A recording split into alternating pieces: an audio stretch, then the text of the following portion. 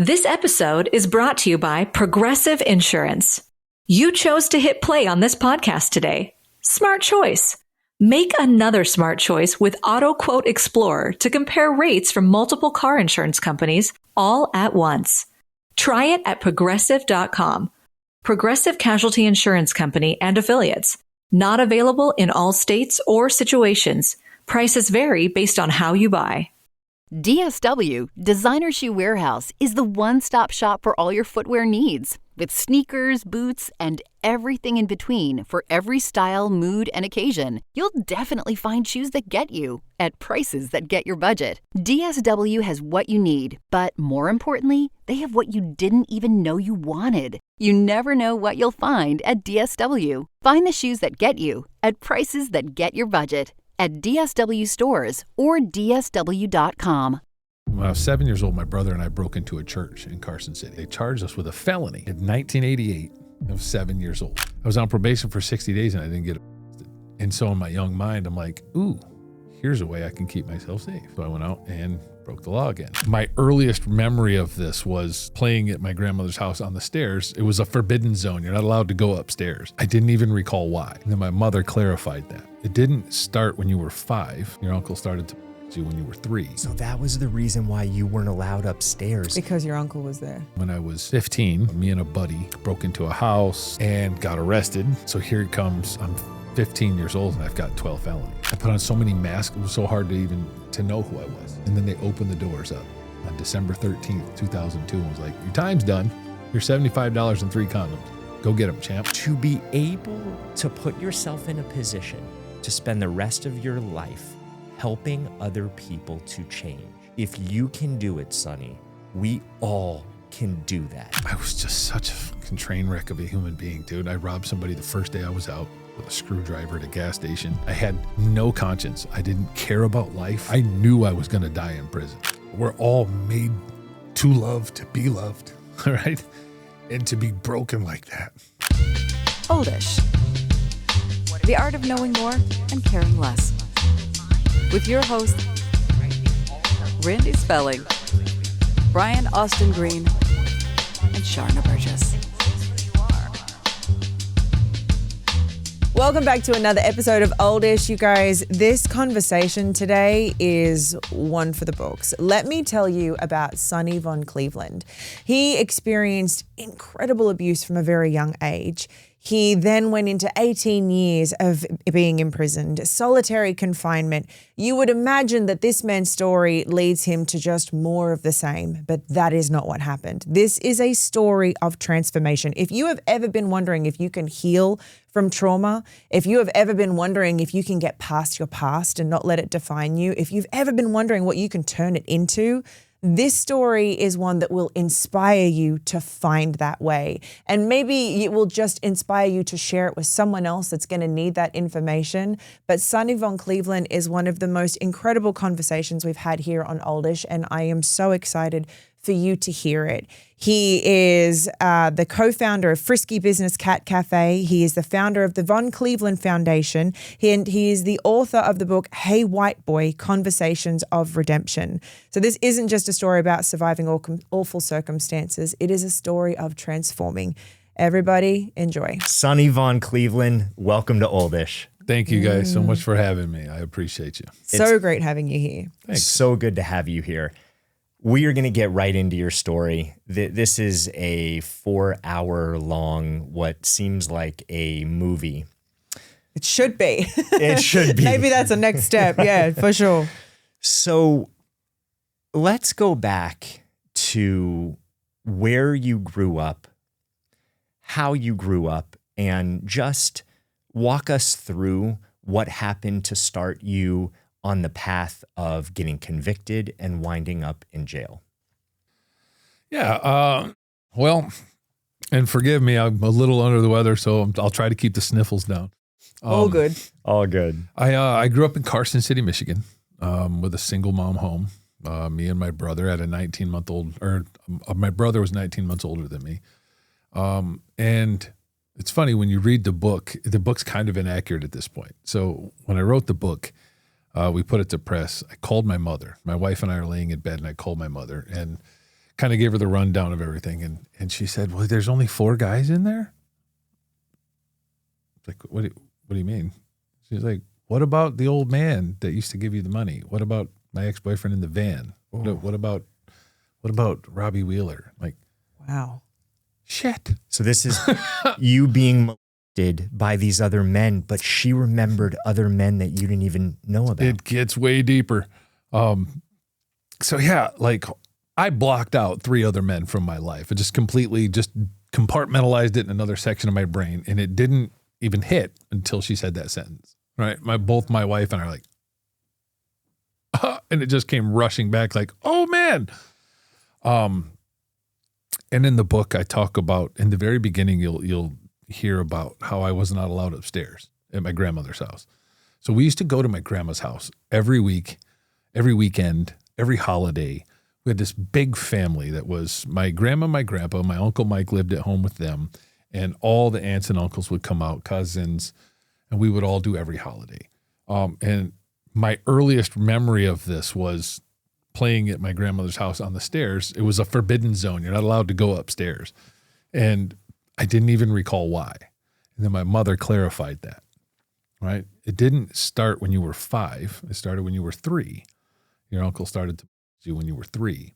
And we found out, and we got him mental health counseling, and you were no longer allowed upstairs. So that was the reason why you weren't allowed upstairs. Because your uncle was there. Because my uncle was molesting me from the time I was 3. But still you would be brought into the house. They just swept it under the rug under this one. And my first thought was, why the hell was I even taken back to the house? Right. Why wasn't that guy like shot in the face or put in prison? Right. And yeah, so I vividly recall at 5 years old, that's when I remember the molestation starting. I don't recall 3 and 4, so I don't know what happened. But the threats being 5 years old from my uncle saying, you know, if you tell anybody, I'm going to have to hurt the whole family.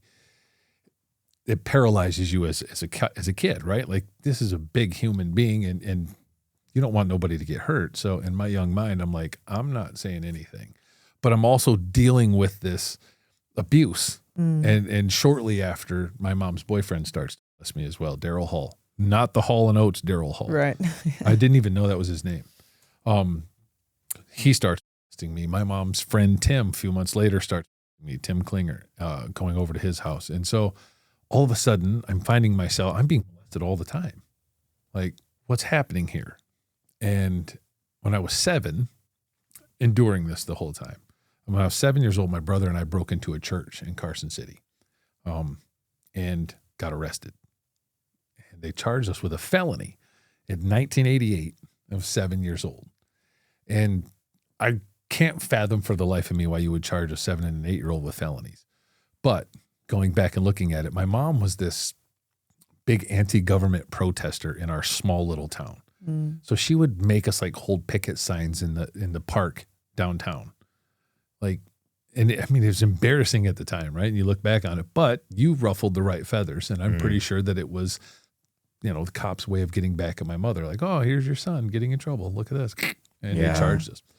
So I went and saw Edward L. Skinner, the Honorable, and he gave me 60 days probation, and, you know, he was convicted of a felony at 7. So when I got put on probation, all the probation stopped.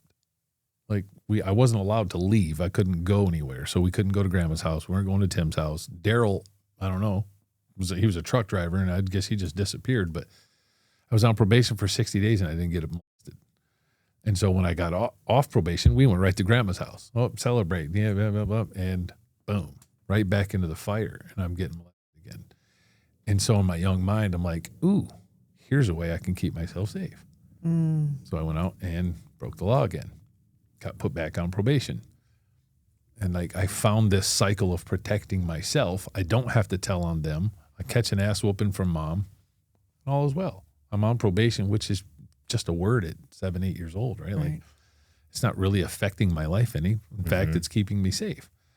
And so that became the trajectory of my life. You know, every few months I was getting arrested and getting into trouble. 7, 8, 9, 10, 11, 12, doing dumb things, breaking into a store, or stealing a bike and destroying it, or smashing somebody's windows, or doing something stupid and staying on probation. And that kept me safe. Well, that has a consequence as you go down the road, right? I never did anything that was enough for the judge to want to put me in juvie or take me away from home. It was always just, you're a bad kid, knock it off. And probation. Next time, and next time never happened. I was like, okay, yeah, whatever. And so my brother was taken away when I was 11, he was 12. We decided to steal my mother's car. We didn't want to live at home anymore.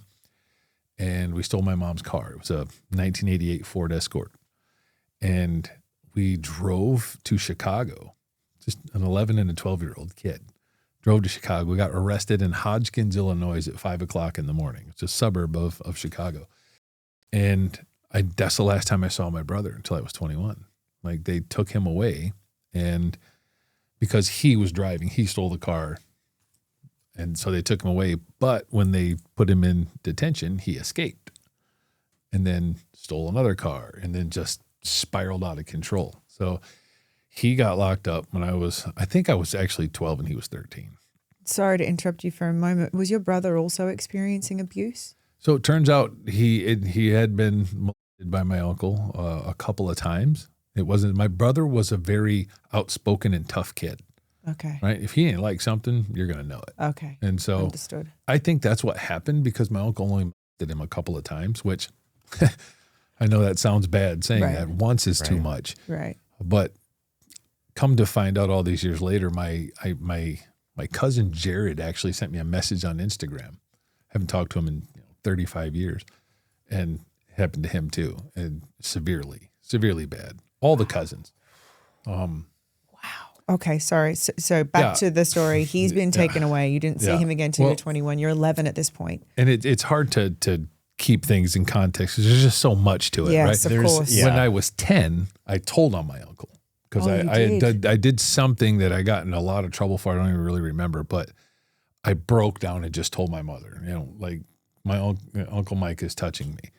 And she lost her mind, called the cops. He gets arrested, gets put in prison for 15 years. This is when, in my young mind, all his threats come true because my whole family fell apart. There was no more going to grandma's house. There's no more holidays. All of the cousins are gone. Half of the family's blaming me. Half of them are saying I'm lying. Blaming you? Yeah. They were like, he's sick, and you are going up there on purpose. Like, you're 10 years old. Unfortunately, this is more common. I know. It's so common. Victims get blamed so much. Yes. I know. And I really went into a shell at that point, like, because it's my fault.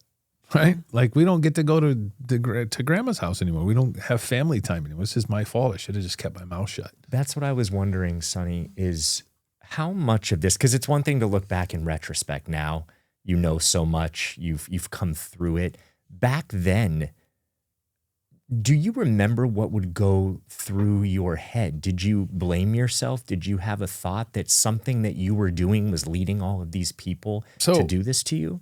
So, yeah.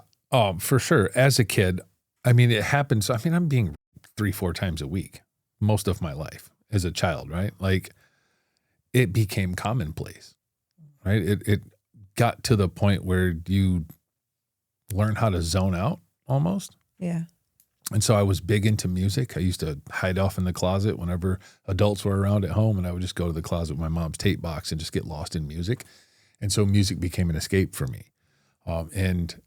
Which is why I ended up blocking out these other 3 men, because I've done so much subconscious regression from this abuse that it just became commonplace. And internally, I'm struggling because I'm also this very extroverted kid. I love to perform and make people laugh and smile, and all the abuse is making me this introverted kid. So this dichotomy is happening inside of me that I don't know how to deal with. And so that's where the trouble's coming from. Like, God, if I just keep getting in trouble, but the trouble's not making them stop either, right? Like, I'm on probation and I'm okay while I'm there. But even then now, as I get older, 10 and 11, and it was bad. So he got sent to prison, the family fell apart. And that's when I I started to try to figure out how to repel these men from doing these things. And so like I never took a shower. My hygiene was horrible because I thought if I stunk, they'd leave me alone. That made me a target in school for bullies, right? And so I got thrashed in school. School was terrible for me. It was horrible. We were dirt poor.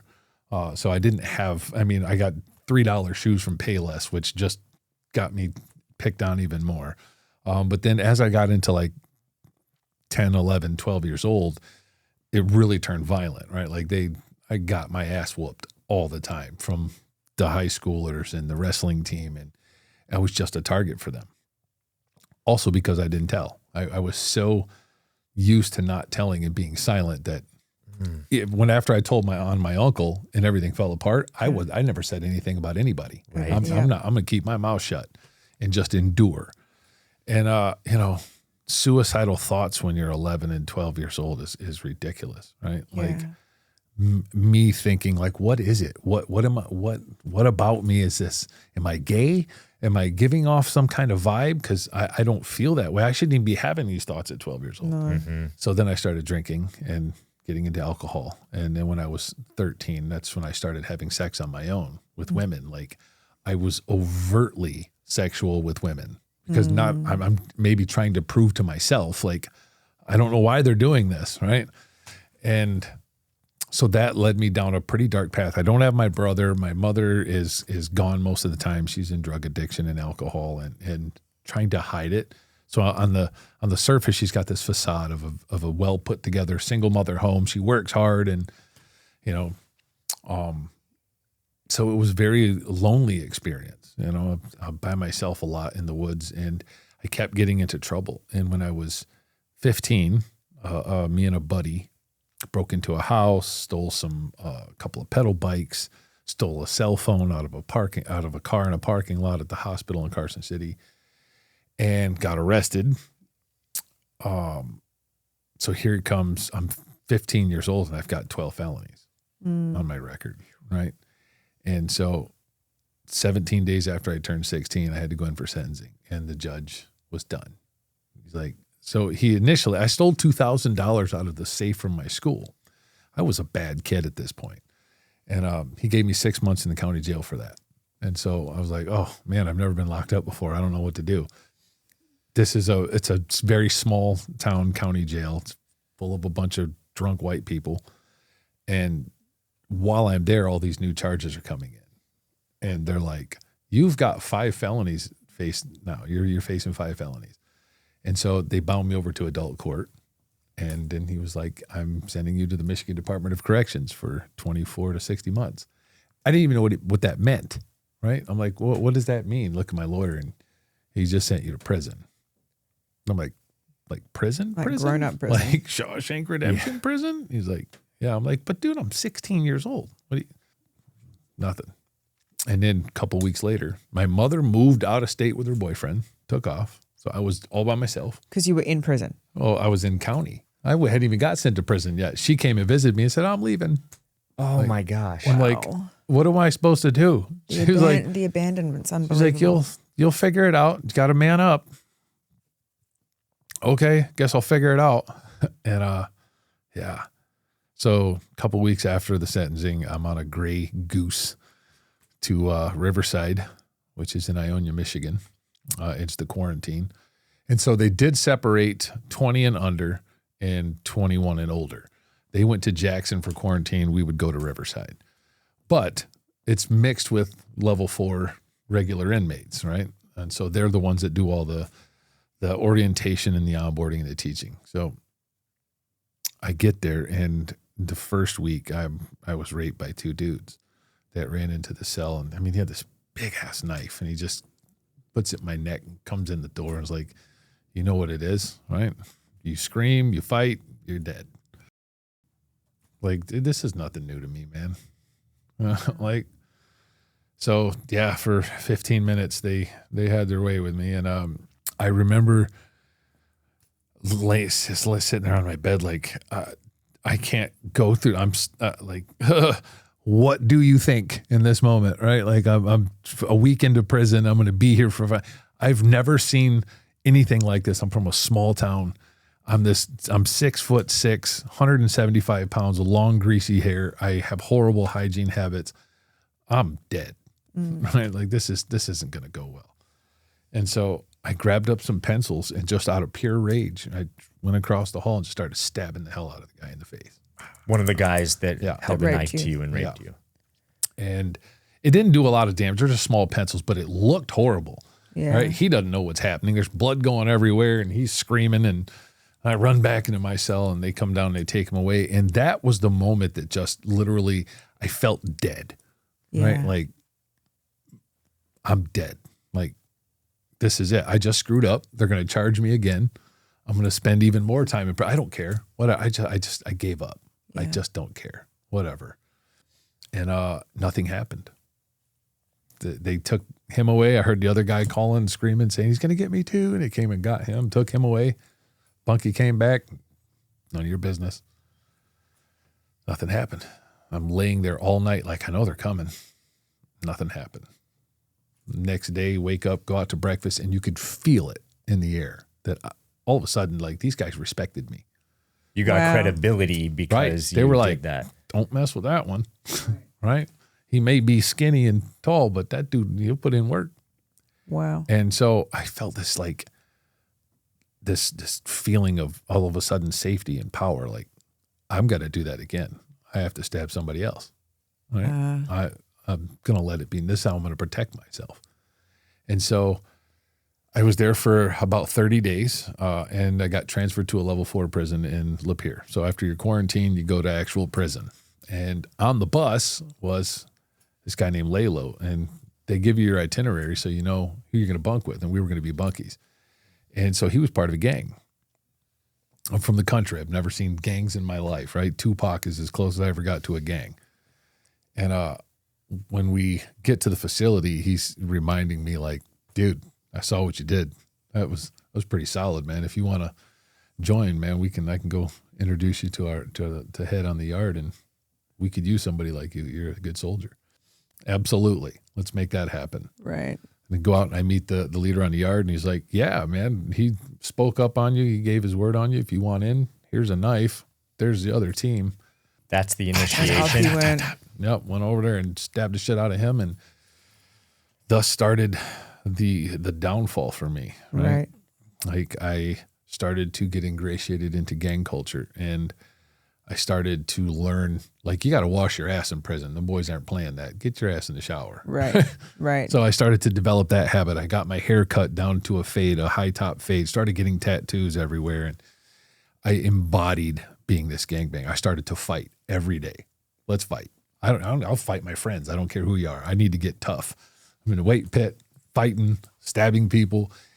And that became the course of my life. Right. And so for the next 5 years, that's what it was. I was trained and raised with wolves. And by the time that 5 years was up, I was a completely different human being.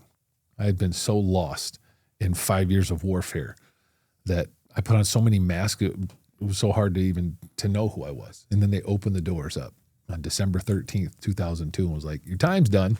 You're $75 and 3 condoms. Go get them, champ.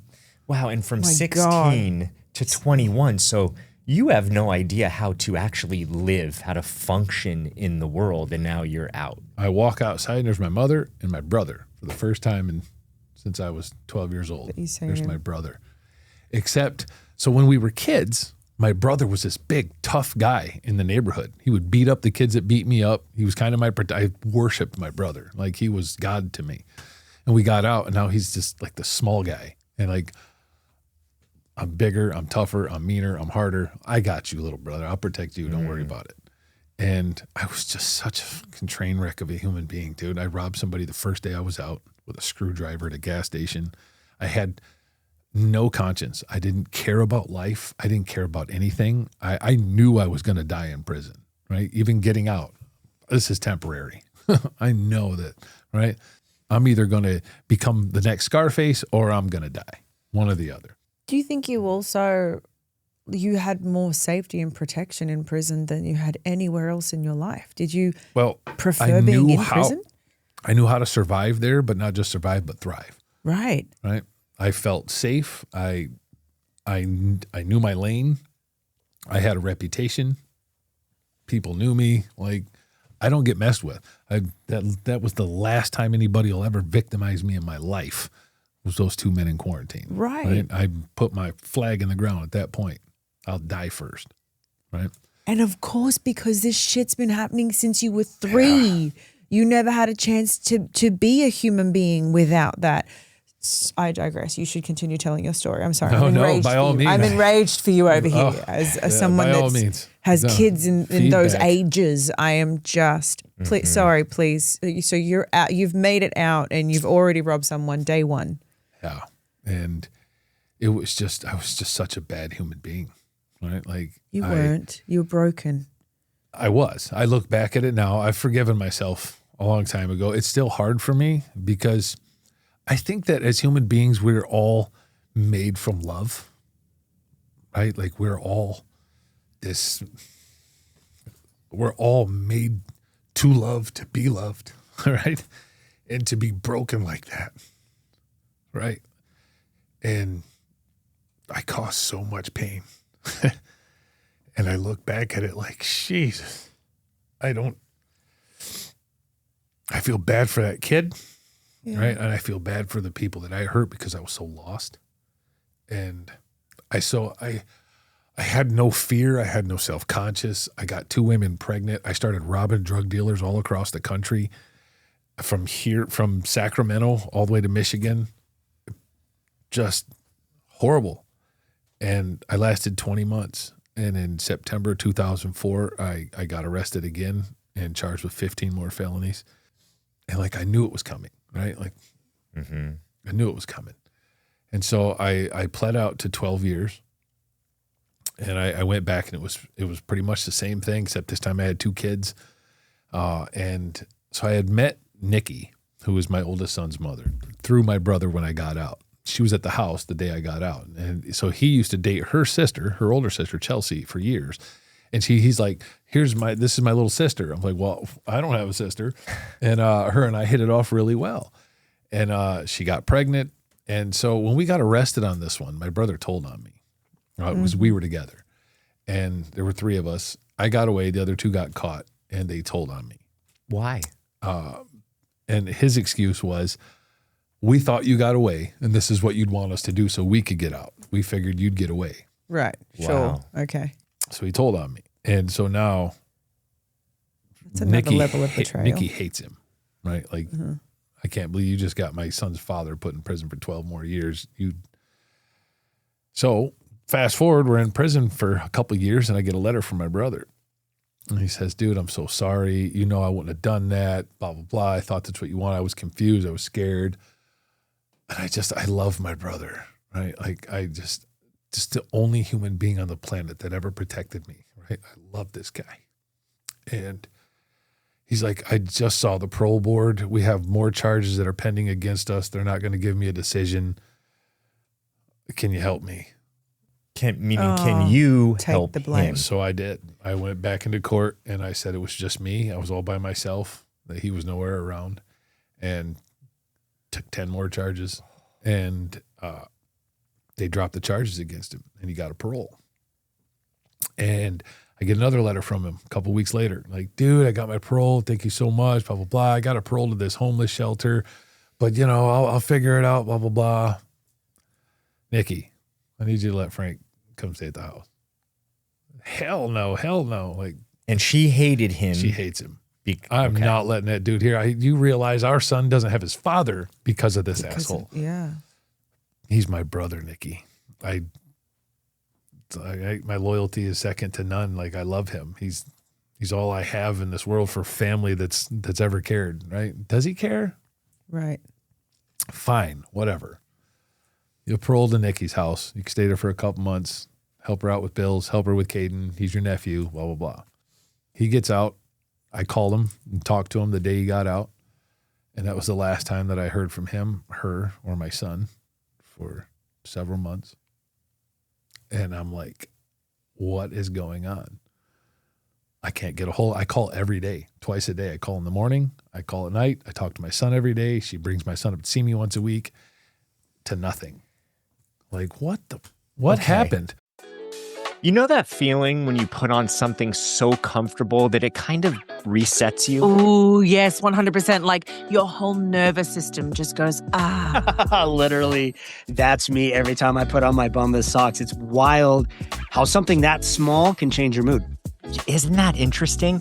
It's like the little things that help you slow down.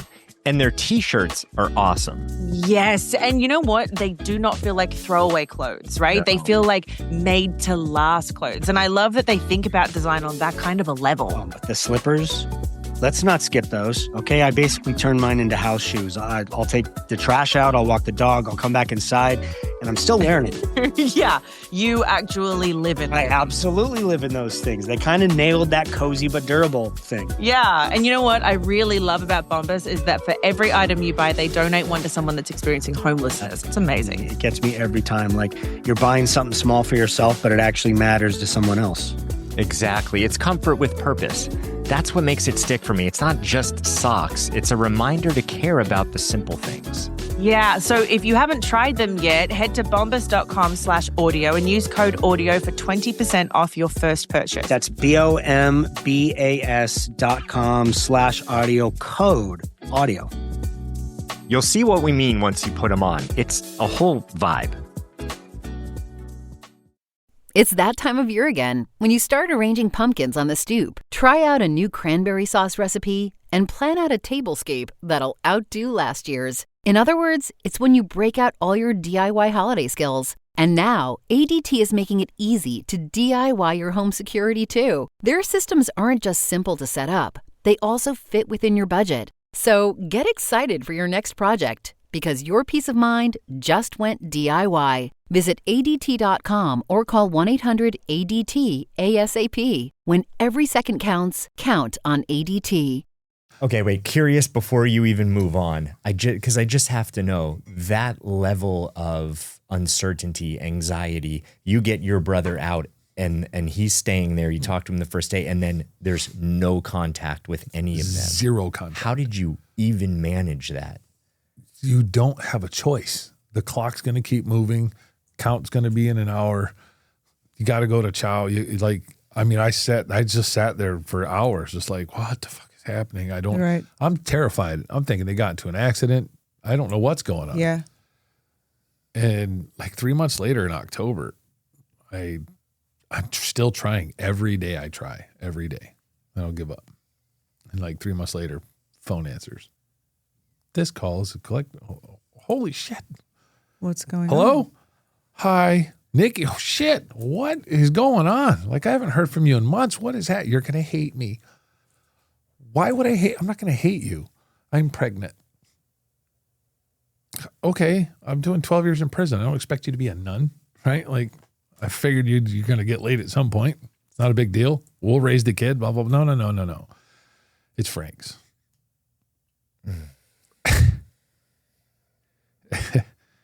And to this day, I can't be in a room with him. Yeah, I understand that. Right? Yeah. I can't be in a room with that guy. Like,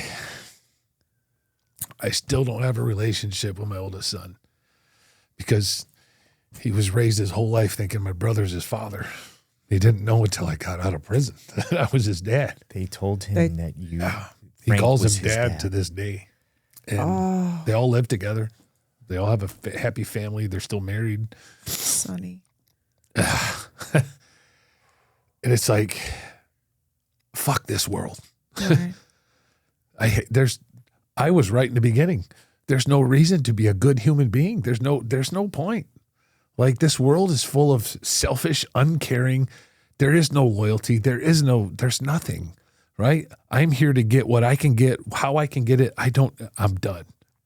And I gave up again. And so I became the most acerbic, violent asshole.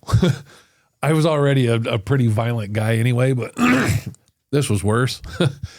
And so a couple weeks later, a young gangbanger that had just got there decided to steal everything out of my cell.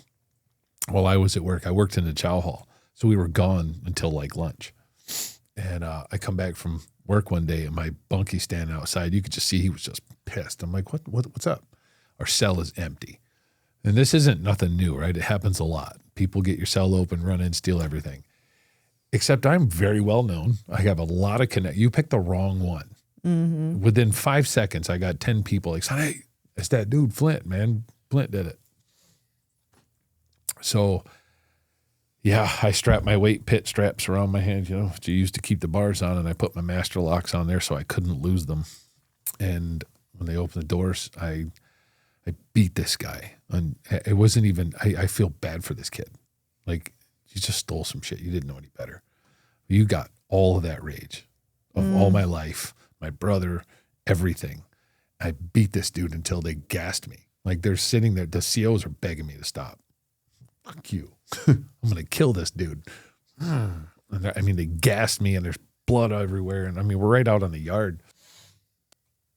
They tackle me. They hog tie me, take me down to segregation to the hole. And they cart me all the way down the hallway and they throw me into a cell. And I back up. They take the cuffs off. And I mean, I can't see anything. I got blood and pepper spray all on my face. And then I hit the sink and and then I hear this, hey, white boy. What the fuck? Hey, white boy. Look out the door and across the hall is this old black Muslim dude. Hey, white boy, come talk to me, man. I'm like, man, F you, bro. And I just spazzed on him, right? Cuss him out. Do you know who you're talking to, bro? Shut the man, I will kill you, bro. Stop. Do you see how I look right now? Don't be the next, right? Like, well, okay, all right, okay, tough guy. And every day, hey, white boy. Hey, man, come holler at me, man. You, bro, shut up. Stop talking to me, bro. I don't want to talk. Oh, man, we got down here. It's just he and I at the end of the rock, right? All the other inmates are down there, and we're just separated. And we can only see half of each other because the wall kicks out and there's fire extinguishers. So we're literally like this in the window. About a week later, I go down and I see the security classification committee. And it's a panel that gives you your sentence after you get in trouble. They say, this guy's in a coma. And if he dies, we're going to charge you with murder, and we'll see to it that you spend the rest of your life in prison. As it sits, we're going to give you 60 months in the hole. And go lay down. We'll see you in 5 years and see if you're ready to get out. All right. So they take me back up to the cell. 60 months, 5 years of this. And what is this cell like? So this is like solitary confinement? Yeah. So it's you literally, the door slides open. There's a cement bunk along the back wall. There's a cement table built into the wall. There's a silver toilet over here. And there's a sliver of a window on the back wall. And that's it. That's it. That's all that's in here. So, all right. So I'm going to be here for a while. And I'm no stranger to the hole. I've been to the hole. I've probably spent at that point 3 or 4 years already in solitary confinement, right? I've did a lot of time in the hole. And as soon as they close the door and leave, hey, white boy, what happened? What? I'm like, What do you want, man? He said, I just want to ask you something. Why are you so angry? I'm like, what kind of question is that, dude? Are you kidding me? You've been hounding me this whole time, and that's the question you want to ask? I'm in prison. My life sucks. You won't shut up. I'm in the hole. There's a lot of reasons why I'm angry. He said, no, man. That's why you're mad. Mad is a surface emotion. It's temporary, right? You're a very angry young man. Anger cuts to your soul. Like, shut up. I don't talk to you. I went back pacing my cell, and I couldn't for the life of me answer the question. I'm like, God, I am so angry.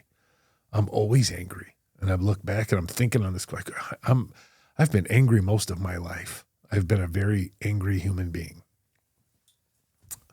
And I've been a victim my whole life. Right? That's why I'm so angry. I feel like I have the right to be angry. And so I went and I told him, I just said, what do I have to lose? I'm just going to dump everything on him. And I just told him my whole life. And when I'm done, he's like, so? Like, bro, I'm seriously going to stab you, man. Like, are you kidding me? Like, I just poured my heart out to this guy, and he's like, well, what are you going to do about it? Right? Like, you're going to just let it destroy you? Like, you're only like 27 years old, right? Like, this doesn't have to be the rest of your life. I'm like, dude, look, my life is over, bro. My life is toast. He's like, that's because that's what you're telling yourself. Like, it doesn't have to be. He's like, I'm going to send you a book. And he sent me a book over. It's Viktor Frankl, Man's Search for Meaning. One of the best books I've ever read. Book changed my life. And I can't forget that sentence. Suffering ceases to be suffering the moment you give it a purpose. Such is the meaning of sacrifice. And I read this book of all the stuff Viktor Frankl goes through. He's this prominent Jewish man who has a beautiful family, a great jewelry business. And then one day Nazis knock on his door, take him all to Auschwitz. And he watches his entire family, all his friends get experimented on, exterminated. And the whole time he's trying to inspire everybody. He's smiling and he's walking through this environment of hell and he's being positive. And he says, when we can no longer control our environment, we're challenged to control this. They cannot take this away from us. This is the last of human freedom, is the freedom to choose. And I'm like, God, I suck. What I've been through is nothing compared to what this dude's gone through. And I used it as an excuse to hurt people. He uses an excuse to inspire people. Why can't I do that? But you can. It's a choice. I don't even know where to begin, right? And so I'm talking to him, and he sends me over this other book called The Likability Factor. And I started to read through this book, and it just made me hate myself, right? So this is a book on how to be a likable person, right? The L factor, the likability factor, key ways that people will like you. And as I'm going through it, I'm like, I possess none of this, right? I am not anything like this.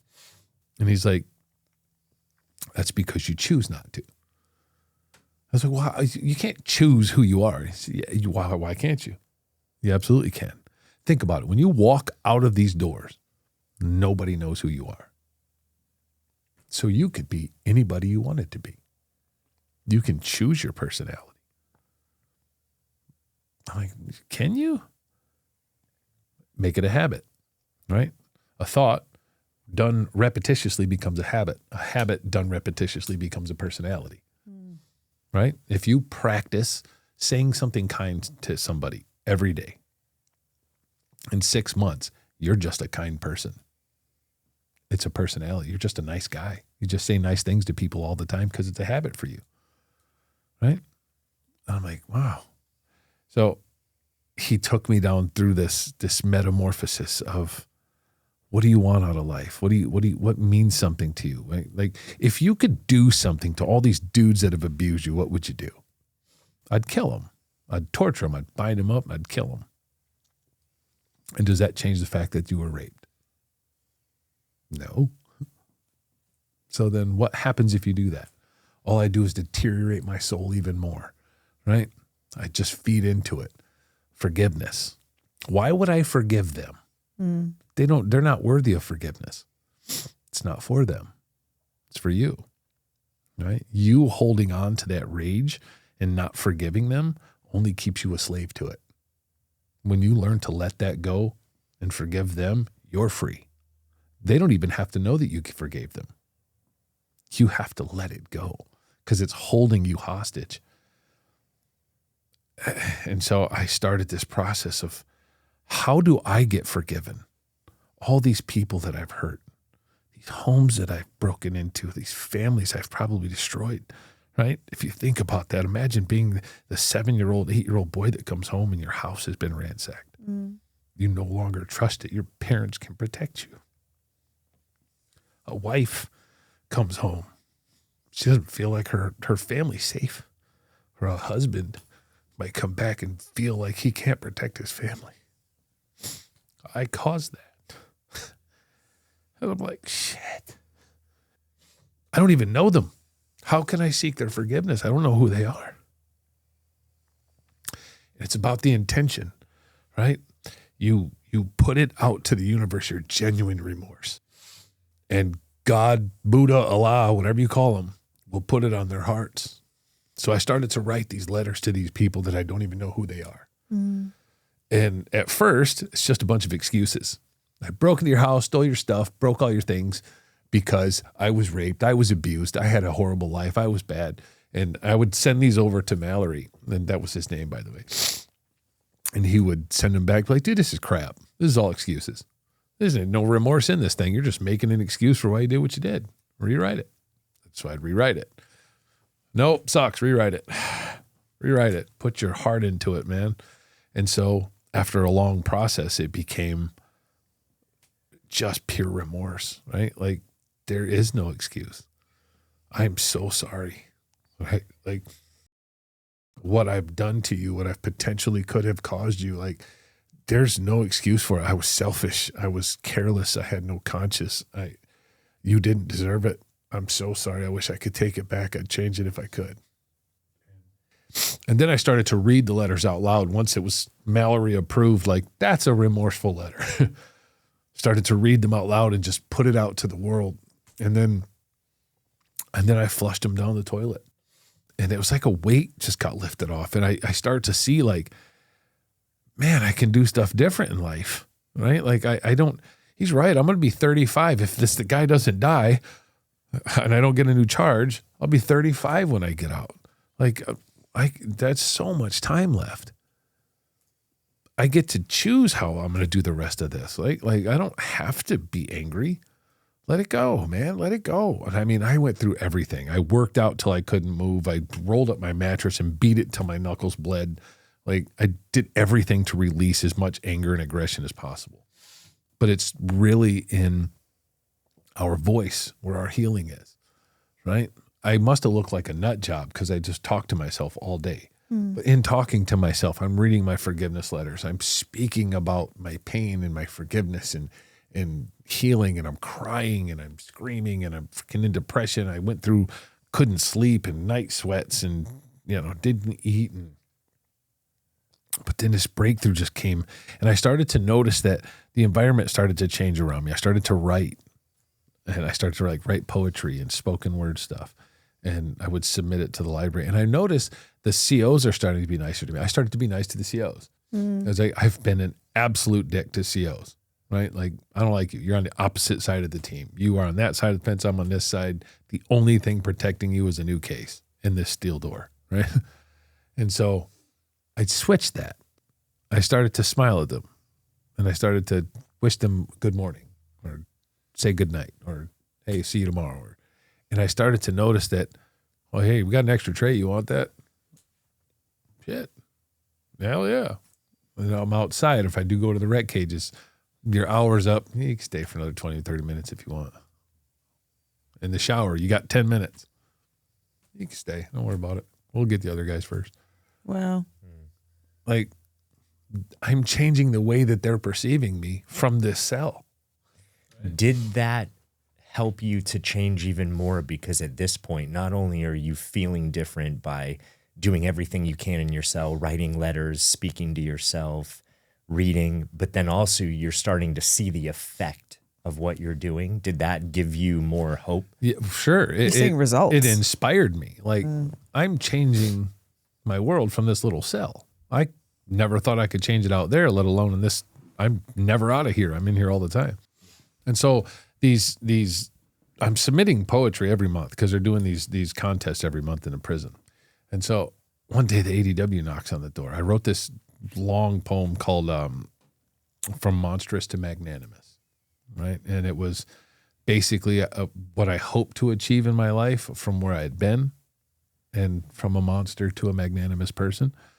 And the ADW knocks on my door one morning. It's like, hey, I just wanted to let you know that you won the contest in the prison. And so they always give out this store bag for contest winners. It's like, you can't have it because you're in segregation, but I thought you'd like to know that you won. I was like, wow, that was cool. And the activities coordinator came and said, we sent your poem out to the local library for what they were doing, and you did really well out there too. And they actually offered to send you books. So I was able to start getting books from the local library sent in. And so I started to dive into the John C. Maxwell's of the world and these leadership books and leadership series, and just consumed it. And 19 months into this 5-year sentence, I'm a completely different person.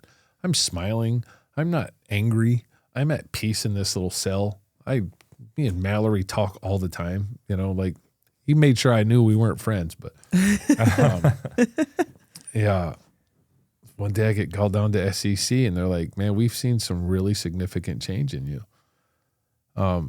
We're instituting a new program in the MDOC called Thinking for a Change, and we want inmates to teach it to other inmates. If you'll study the course material and present to us how you teach it, we'll let you out of the hole to go teach it. It's like, yeah. The guy didn't die, by the way. He came out of the coma. Got you. Recovered. So just 5 years. He's okay. Yeah. So I'm like, yeah, of course. Give it to me. So I go through it, and, it's all cognitive behavioral therapy, right? It's about training yourself to think before you act. Easy stuff, smashed right through it. Like, this is easy. Of course, I'll train him this way, blah, blah, blah.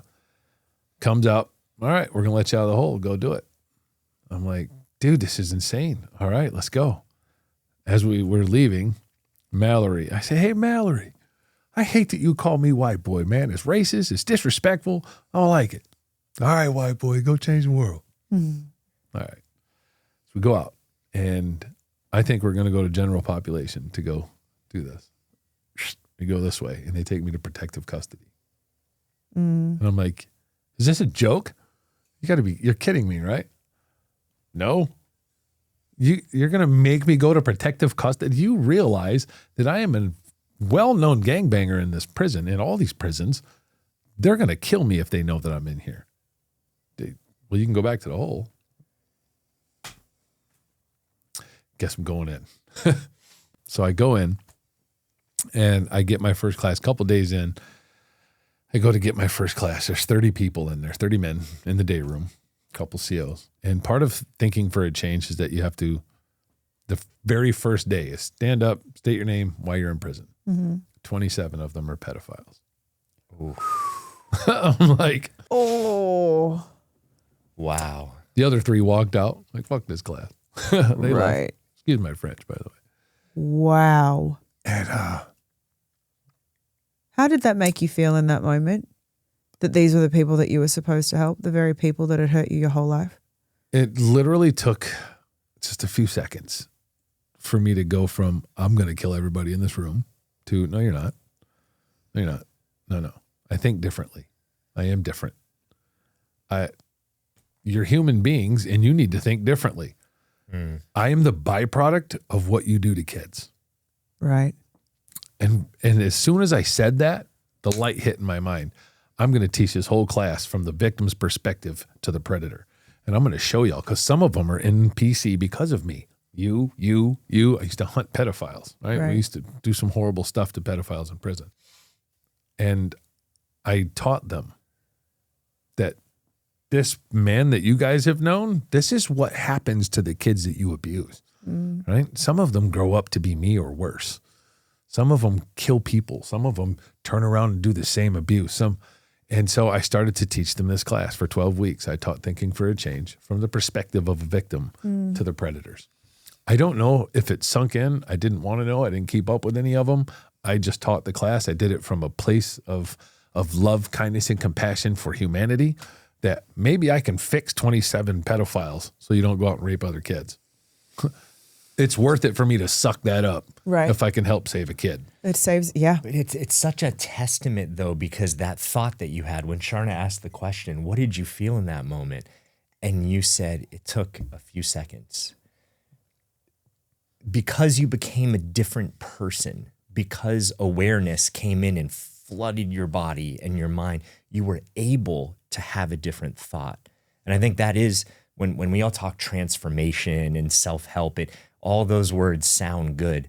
That is the ability to transform, is all of the work before that to lead up to being able to have a different thought, from I'm going to kill you to I am the reason and the catalyst to help these people change. I am the perfect person to show that and to help them. Yeah. And I talk about that moment in my book. That was the moment that I knew that I was somebody else, that I was a different person. Yeah.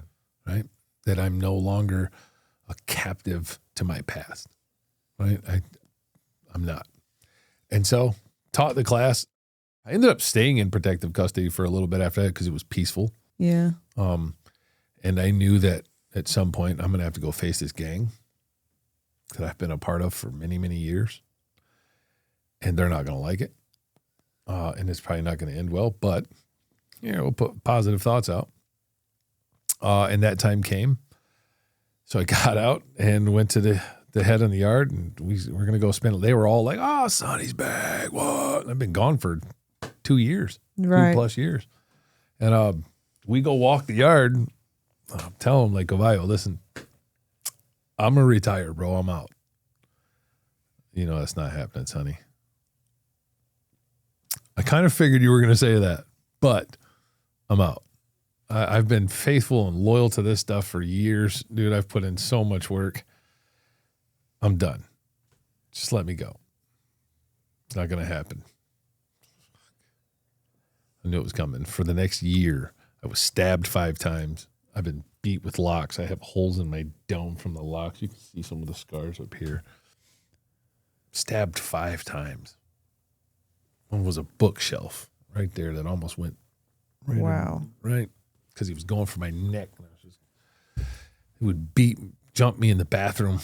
They locked me in the chow hall. I was sitting there at a table, and they just come up 4 of them from 4 sides and just beat the. That's why I got these scars all over my hands, because they put my hand to protect my head. And Right. it just wouldn't stop. And I'm like, dude, they transferred me to another facility. Doesn't change nothing, right? Somebody's just going to send a letter or make a phone call, Right, boom, right, boom. right. And finally, I had to, there's only one way they're going to stop. They only speak one language. And so I severely punished the leader at the next facility that I was at. And when I got to the next facility, one of the head of the yard came up and said, bro, they never should have touched you. You're retired. Respectfully, they'll never touch you again. Cover your stuff, which is why I got it all covered. Uh-huh. Cover your stuff up, go on about your time. And that was it. So it took about a year, a lot of pain, a lot of violence, but it was done. Did you have any repercussions for your retaliation, the punishment, as you call it? No. Nope. Not in your sentencing or anything? Nope. Right. Which was shocking. Which, yeah. Well, you didn't know I did it. Oh, so got it. I don't talk about it in the book, and I don't like to glorify the violence at all. Like, Of course. I don't talk about a lot of prison stuff on podcasts and things that I go on. Just, I don't ever want people to. There's a lot of tough ass ex-convicts that are out there right now, running them hundreds of millions of views, and you're big tough Wes Watsons. And most people that have done hard time are quiet, reserved, grateful. They're just happy to be free, right? That's how you can tell some of these tough guys. I was a shot caller. Yeah, you were. Okay. Right. Yeah. I roll. Right. Uh-huh. Yeah. Okay. Sure. Well, and I think the idea too, with you sharing your story, all the details that you are sharing, thank you for sharing them, is 100% not to glorify any of it. No. But we talk about this in transformation and healing, like the light and the dark and the shadow and it all does exist. And I think with your story, it is an incredible example of going through what most people would think, yeah, there's worse and it could get better. But to live that life being the hardest of the hard, to be able to come out of that, I hope that me, when I'm dealing with an issue, when someone is driving in their car listening to this podcast, that they're able to say, if he can endure that, the pain, the violence, I want to even say at times the guilt, the shame, the self-hatred, for the pain that you caused for having to go up against all of that, much less what you went through personally with the abuse. To be able to put yourself in a position to spend the rest of your life helping other people to change. If you can do it, Sonny, we all Anybody can do that. I have no special powers and nobody else has. Right? It's just a choice. Right? It's absolutely a choice.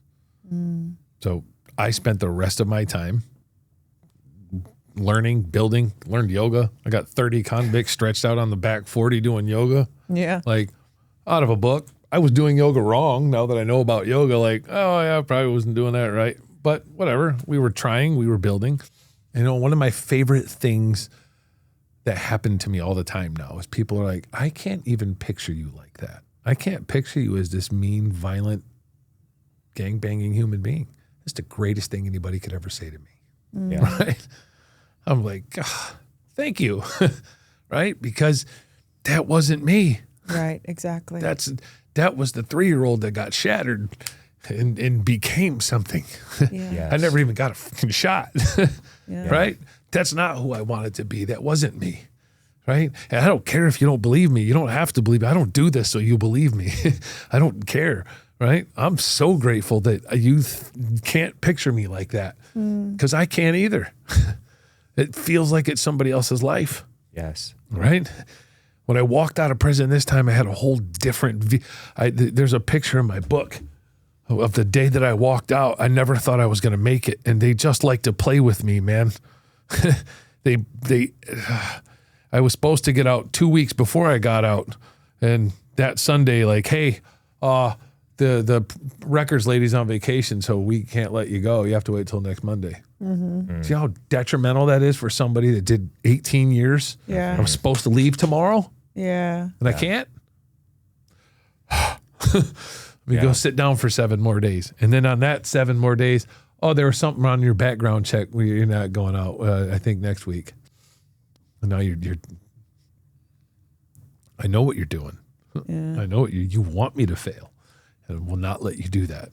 And so that was when I walked out. I fell. Yeah. I couldn't even stand up. Wow. On your It knees. it was almost like blackout tunnel vision. Like when they opened the gate, I was like, I can't breathe. And I must have laid there in that position for 10 minutes, just sucking that pavement. Like, I can't believe I made it. And then reality hit, right? I had this plan of, oh man, I'm on point. I work out. I know what I'm doing. I'm ready. I'm ready to go, inspire the world, get out, boom. And then reality hits. You are a caveman in this world. Put your chip in the chip reader. What the hell is a chip? In a chip, what is a chip reader? The chip. What chip? On your card. There's nothing on the card. It's a card. There's the chip. What chip? Yeah. I'm a caveman. Look at this thing. That's a TV in your hand. I'm stuck. Like, it's amazing. What the? I'm a caveman. I don't know how to do anything. Yeah. Right? So one thing I know how to do is music. Love that. Met a guy in Guitar Center. Is like, dude, you should be in our band. Yes, I should. Get in a band. I went to work. I had a demolition job because my ex-wife, I met a woman while I was in there. You can read about her. She's fun. But I got introduced through her to a supervisor in a local union in Cleveland, Ohio. So we moved to Akron when I got out. I did an out-of-state parole, and I went to Akron, Ohio. And I started working in Cleveland in demolition with Precision Pro Cut, doing demolition in the laborers 310 union. And I loved it. It was like, I mean, I was in the best shape of my life. Big dude, 250, built solid, chucking concrete everywhere and jackhammers and just destroying stuff. And I was like, this is fantastic. Right? And it's a good job, makes good money. Then I started doing music, but I realized very quickly, my wife at the time, you want to, both of us go to work, come home, make dinner, clean up, watch TV, go to bed, rinse and repeat. I've been sitting on my ass for 18 years. I got some life to live. I got things to do. Right? I know I can't catch up what I've lost, but there's a whole lot of time left, and I don't want that life. And so you're a great person, but we're not meant to be, right? And so it was hard for her on that divorce, but it ended up amicably, and been friends long after that. Family's very supportive. She's remarried now, has a great husband, and then I branched off and found online dating, Right. which is completely new, right? Like, I had the time of my life. Hey, I never felt this way before. From building timelines to assigning the right people and even spotting risks across dozens of projects, Monday Sidekick knows your business, thinks ahead, and takes action. One click on the star and consider it done. And I owe it all to you. Try Monday Sidekick, AI you'll love to use on Monday.com. On eBay, every find has a story. Like if you're looking for a vintage band tee, not just a tee, the band tee. You wore it everywhere until your ex stole it. Now you're on eBay. And there it is. Same tee from the same tour. The things you love have a way of finding their way back to you, especially on eBay. Shop eBay for millions of finds, each with a story. eBay, things people love. And then I met Jennifer Lynn Cleveland. She was in a halfway house. I'm like, oh man, I feel your pain. And just clicked. And she love bombed me. Getting out in June, you should come live with us. I live with my parents. I have a house, big, massive house in Mentor, Ohio. You should come out. At this point, I'm just, I'm drinking with my buddies from work and being a bachelor at 35, 36, enjoying life. And I'm like, okay, there's some stability because I'm horribly codependent. I'm stuck on my own, right? I've been alone my whole life. I don't like it. And so, sure, let's go see the house. I go there. Parents, like, we're going to live with your parents. I'm 35. Like, I'm going to live with your parents? No, this is a big house. Like, parents are cool. Oh, what? Really? Okay, awesome. She's got a 13-year-old kid without a dad.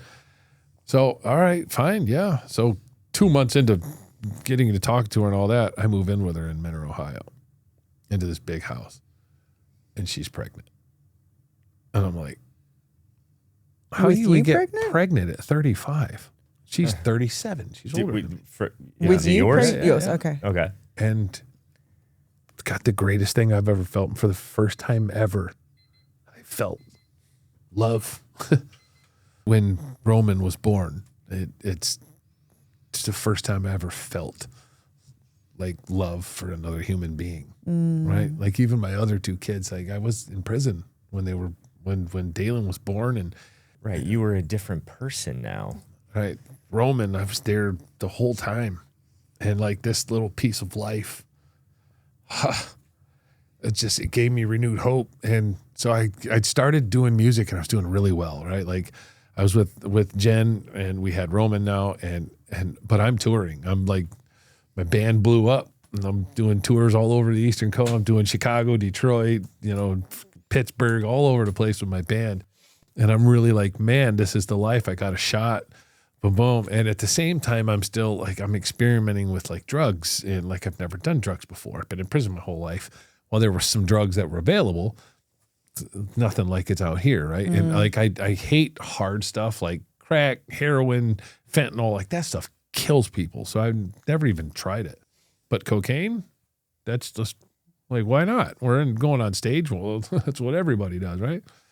And so I just strayed away from everything that I had learned because reality hit me. Like this world that I wasn't expecting hit me. I didn't know what the world was. I thought the world was everybody goes to work, blah, blah, blah. No, it's life. People are living. And then COVID hits. And we're like, well, I guess we're just going to stay in the house. This is okay with me. I've been incarcerated. This is the best type of incarceration you could ask for. It's my house, plus you're paying me. Oh, let's go. Right. And I started YouTubing. Did really successful on YouTube. And that was the moment that happened, I found an opportunity to inspire somebody. And so I started to do that. And I started to then I started to remember, like, this is what I'm here for. And that becomes addictive, doesn't it? This is what when you get that message from somebody that's like, dude, you really just helped me big time. Yeah. Like, it's the best drug in the world. So I then decided that I'm leaving Jen. She's a very miserable human being. She's a narcissist. And so, they start with love bombing.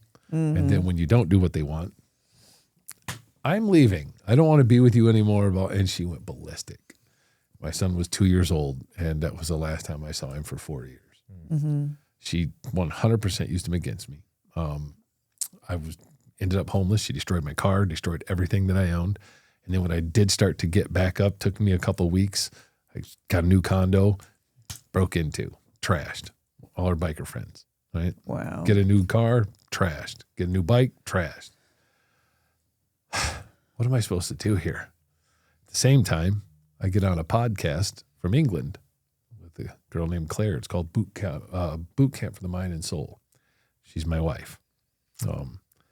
I fell in love with that woman in an hour. Got on a podcast with her, and for the first time in my life, I felt like somebody saw me and just didn't judge me. And like, she is the epitome of kindness, right? And I'm like, I think I love this woman. Oh crap.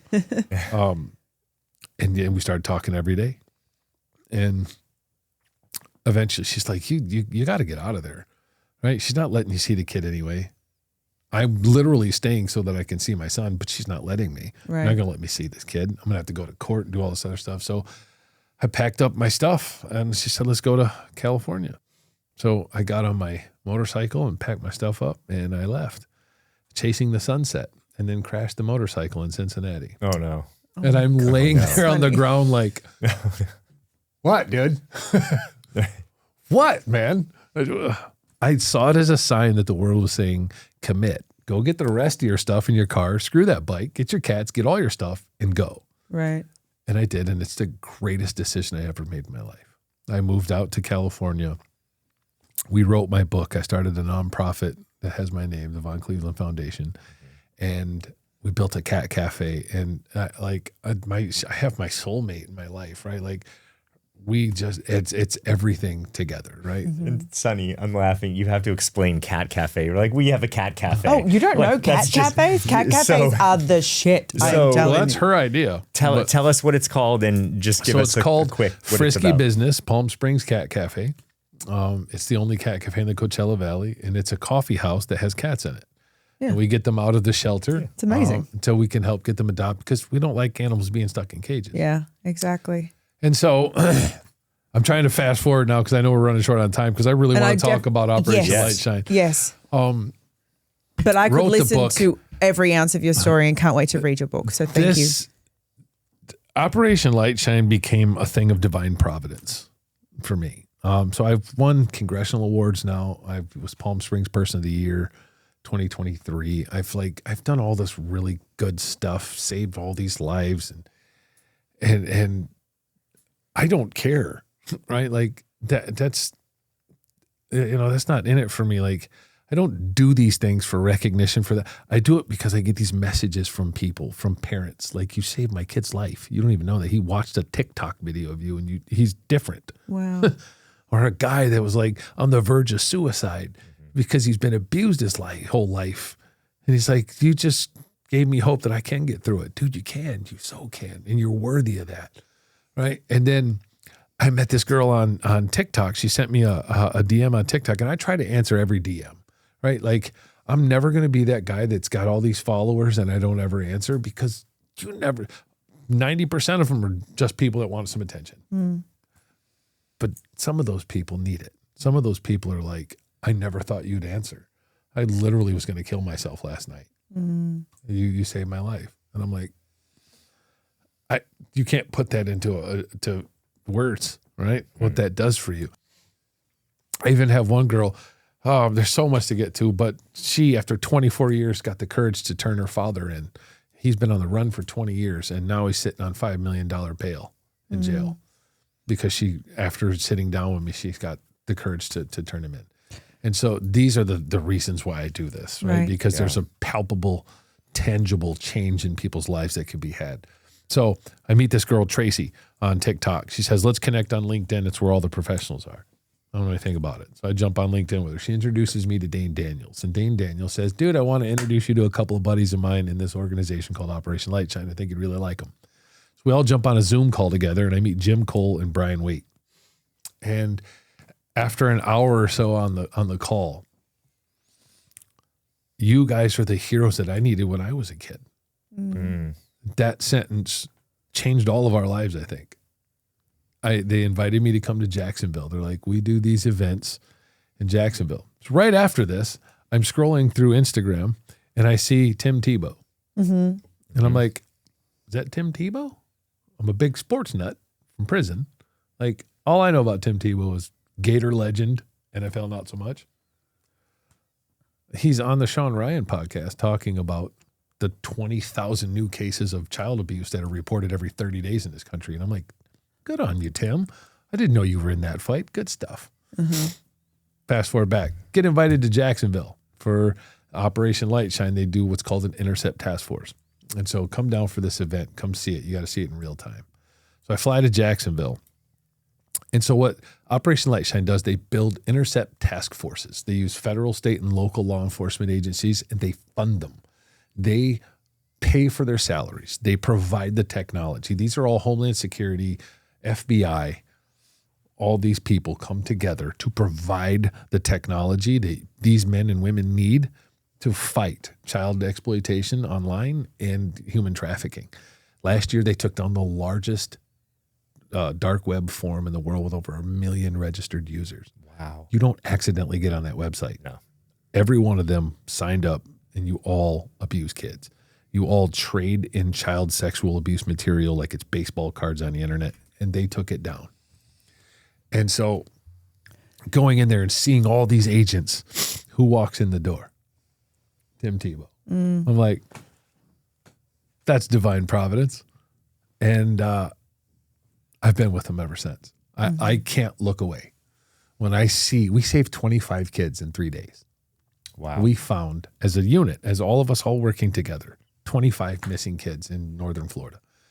And like, I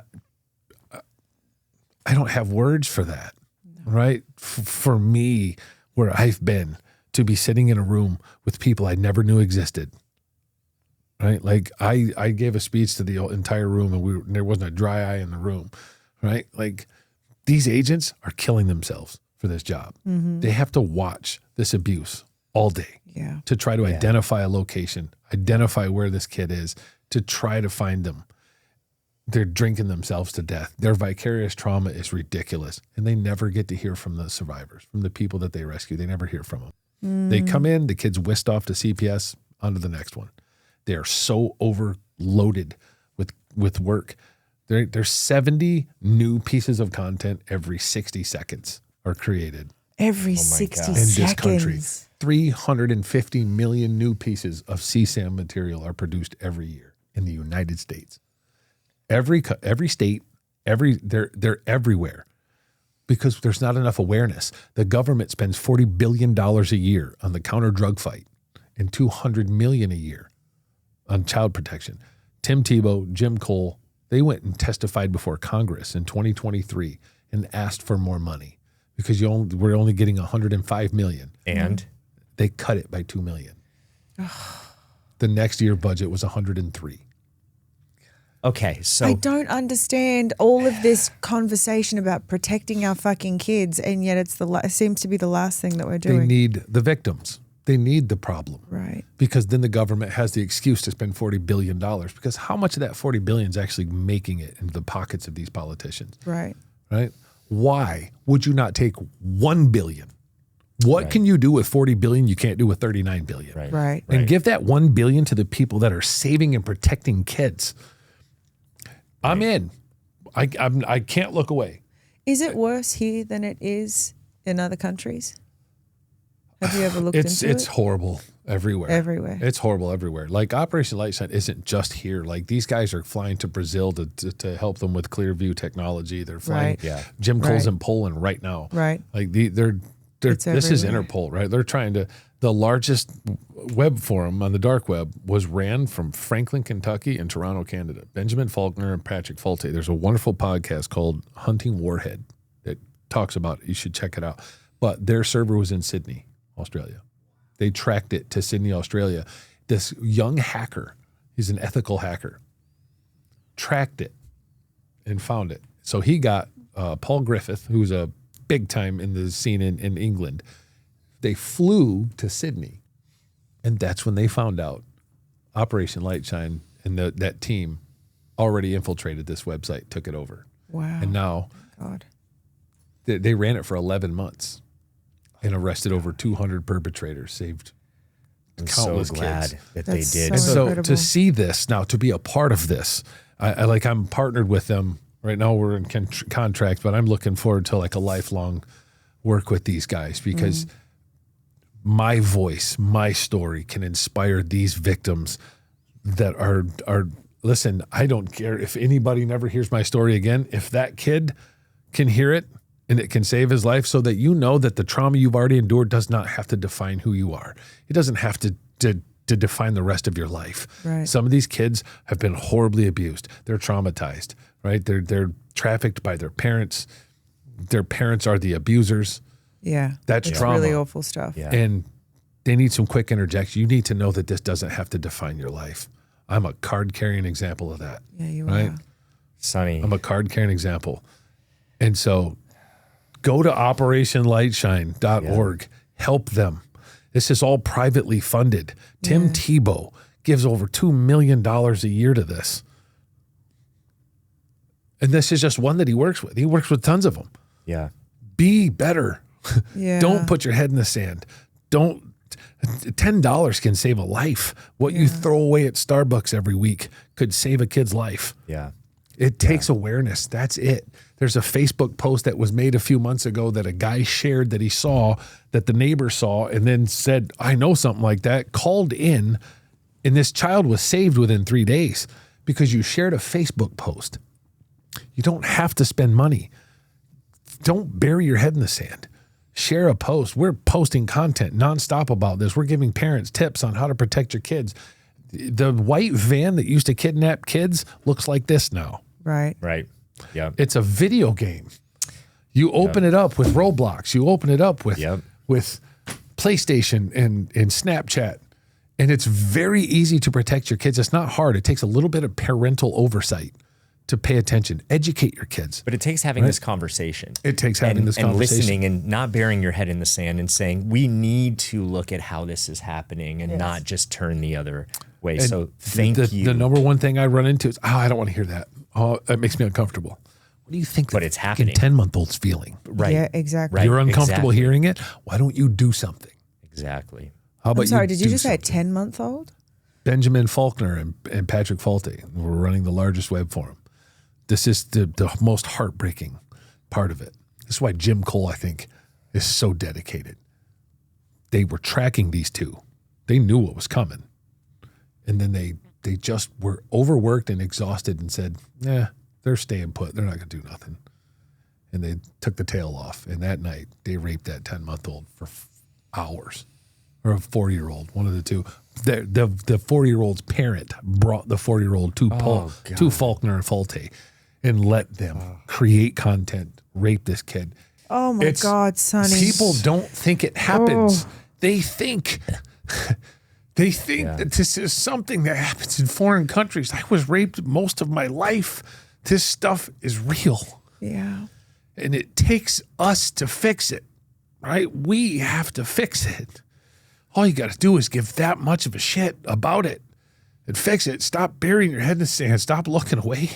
These kids can't look away, right? Where is the first place? Because I want this information out there. I could talk to you for another hour, but what is the first step for a parent when you say have the conversations and don't bury your head in the sand? Where do they go and what do they do? Go to operationlightshine.org. Resources and information. Period. Google it.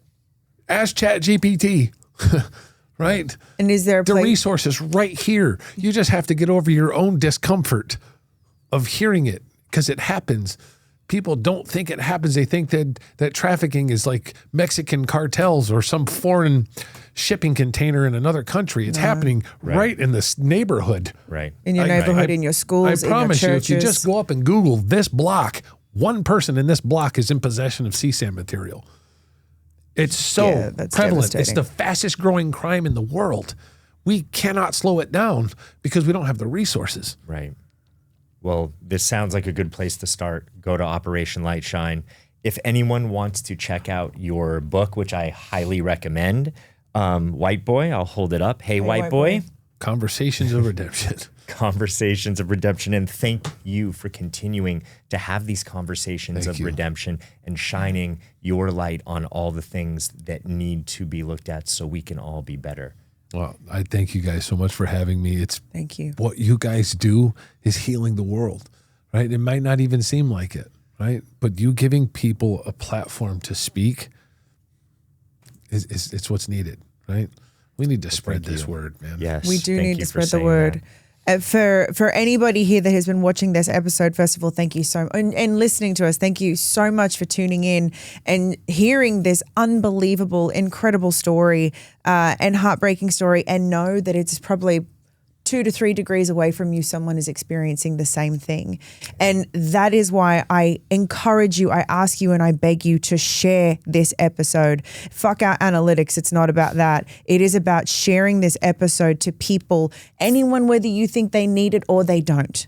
This is in your world. It is in your space. It is in your neighborhood. It is in your schools and in your churches.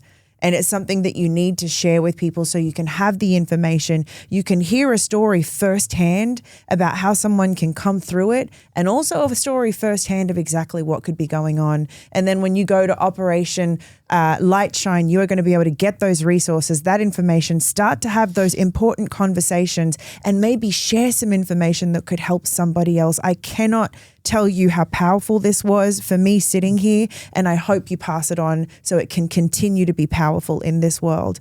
We love you. Thank you so much for tuning into Oldish. Again, share it around, and we'll see you on the next one.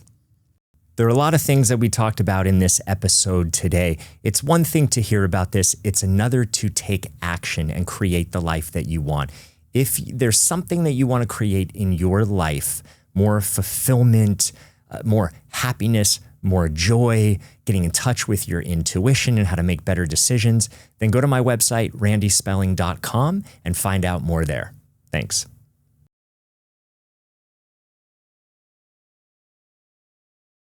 Did you know you can opt out of winter? With Vrbo, save up to $1,500 for booking a month-long stay. With thousands of sunny homes, why subject yourself to the cold? Just filter your search by monthly stays and save up to $1,500. Book now at Vrbo.com.